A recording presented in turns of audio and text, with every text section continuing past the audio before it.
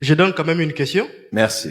Alors la première, quels sont les principaux obstacles qui empêchent une personne de découvrir et de s'engager pleinement dans son ministère et comment les surmonter? Tu m'as posé deux questions. Et Quels sont les... Quels sont les principaux obstacles qui empêchent une personne de découvrir et de s'engager pleinement dans son ministère? Quels sont les principaux obstacles Qui empêchent une qui personne peuvent empêcher quelqu'un de découvrir, Oui, n'est-ce oui, pas? oui, De découvrir son appel oui, et de s'engager pleinement. et de s'engager pleinement. Alors, tu m'as donné deux parties. On va d'abord aller dans la première. Reste juste là où tu es. Alors, il est vrai qu'il y a aussi plusieurs personnes, à part ceux qui ont dit oui et qui sont entrés, qui ont découvert l'appel, plusieurs personnes aujourd'hui qui ont des obstacles à découvrir leur appel. Premièrement, j'aimerais déjà dire que les obstacles diffèrent d'une personne à une autre.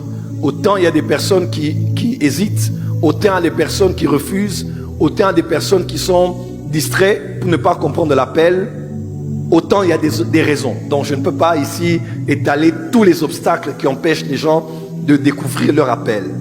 Mais comme ça, sur le tas, je peux citer quelques-uns de par mon expérience, de ce que j'ai vu les gens avoir des difficultés à découvrir l'appel. C'est surtout à entrer dans l'appel que je trouve qu'il y a beaucoup des obstacles. Les gens découvrent, des fois c'est très fort, des fois c'est à basse amplitude, donc Dieu parle toujours à quelqu'un. En tout cas, quand c'est ton temps, Dieu doit te parler, il te parlera toujours. Mais moi je trouve qu'il y a plus des gens qui ont difficile à entrer, qui ont difficile à se donner. Donc tu me permets de rester plus dans ça? D'accord? Parce que ceux qui empêchent aux gens de découvrir, il y en a beaucoup. Mais je vais juste... bon, je te réponds quand même. 2, 3 et puis on avance. Premier obstacle qui peut empêcher à quelqu'un de découvrir son appel, c'est s'il croit que Dieu ne peut le parler que par une voie prédéfinie. C'est-à-dire, premier obstacle qui empêche quelqu'un de découvrir son appel, c'est quand il croit que Dieu ne doit le parler que par une voie prédéfinie. C'est-à-dire, vous allez voir quelqu'un qui est là.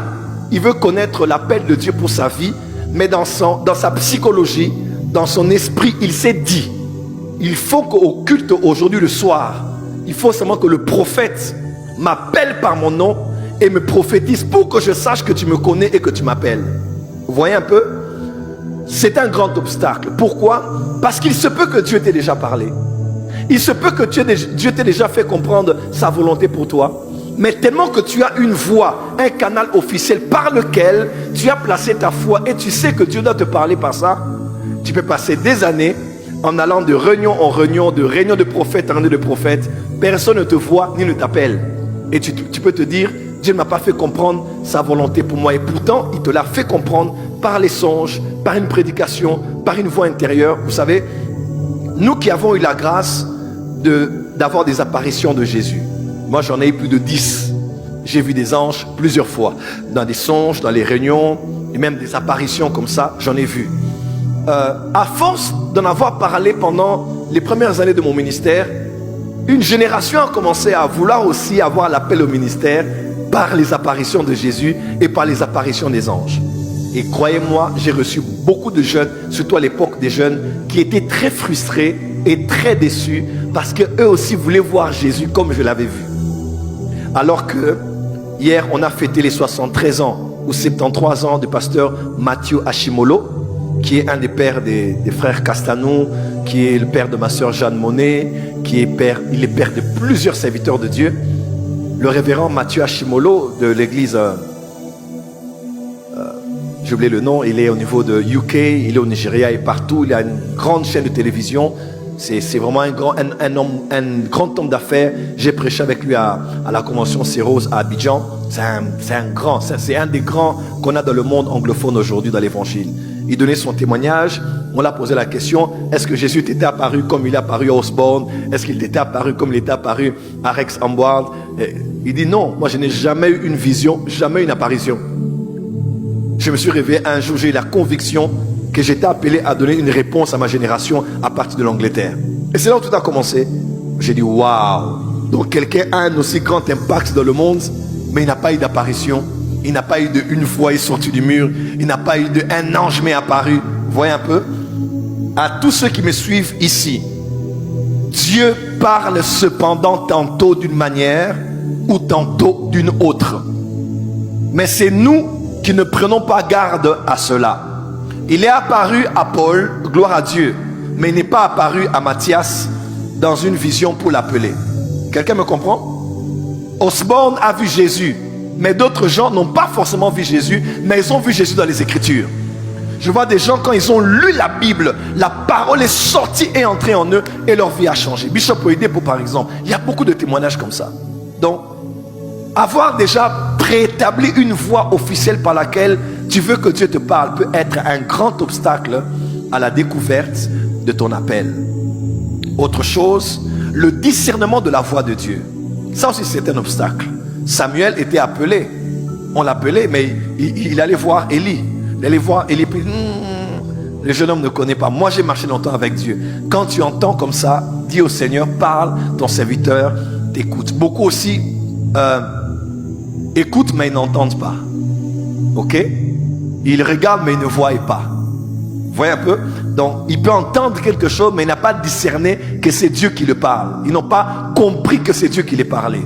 Tu vois? Donc, ma prière ce soir, que tous ceux qui n'ont pas discerné la voix de Dieu, c'est Dieu qui t'appelait, mais tu ne comprenais pas. C'est Dieu qui te disait ton appel, mais tu ne comprenais pas. Que Dieu hausse le volume de sa voix et que tu comprennes clairement sa volonté au nom de Jésus.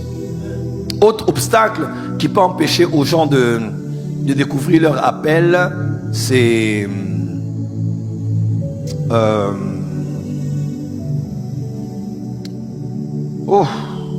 en tout cas pour moi ce sont les principaux. Je vais maintenant aller dans ceux qui empêchent aux gens de pouvoir se donner pleinement dans leur appel.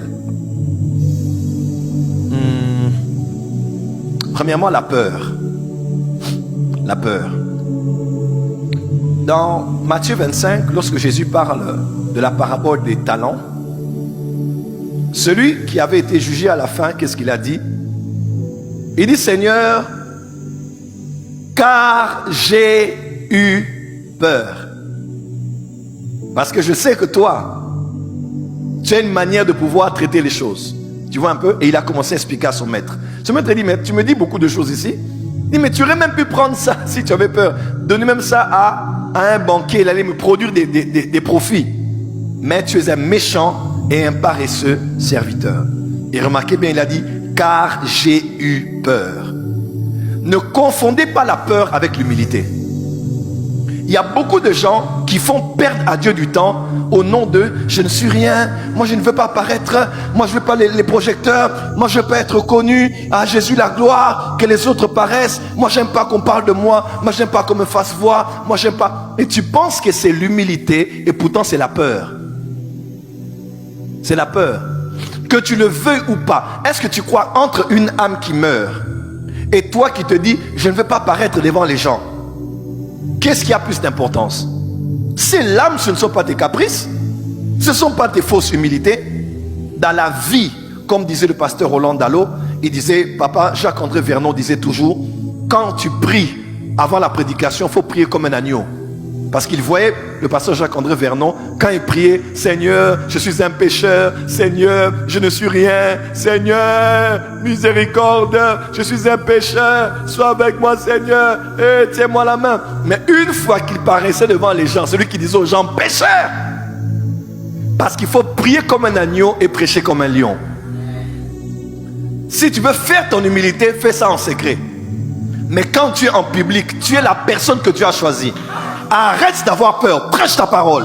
Prie pour les malades, impose des mains. Dis aux gens, je n'ai ni or ni argent. Ce que j'ai, je te le donne. Lève-toi, prends ton lit et marche.